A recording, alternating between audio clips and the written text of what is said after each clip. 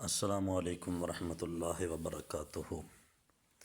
ناظرین، ہم آپ کے لیے لائے ہیں چند ایسی چیزیں قرآن پاک سے، کلام پاک سے، جو پڑھنے والے کو ہر طرح سے، ہر پریشانی، ہر دکھ اور ہر تکلیف سے نجات عطا فرمائیں گے۔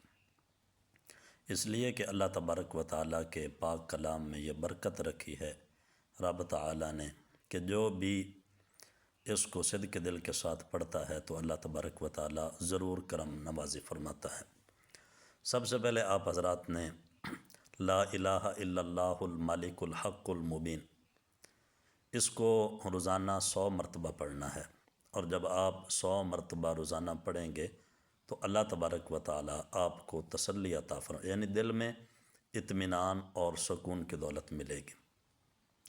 اور دوسرے نمبر پہ سورۃ قریش، لإیلاف قریش ایلافہم رحلۃ الشتاء والصیف فلیعبدوا رب ھذا البیت الذی اطعمہم من جوع وآمنہم من خوف۔ اس سورہ مبارکہ کو 11 مرتبہ پڑھنا ہے۔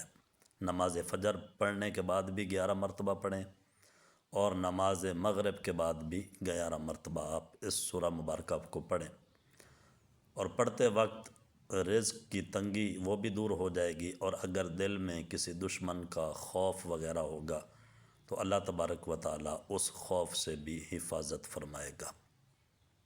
یہ وہ چند برکت والے کلمات ہیں کہ جن کے پڑھنے سے اللہ تبارک و تعالیٰ بندے کے دل کو تقویت عطا فرماتا ہے، بندے کا دل جو ہے وہ اطمینان اور سکون میں رہتا ہے۔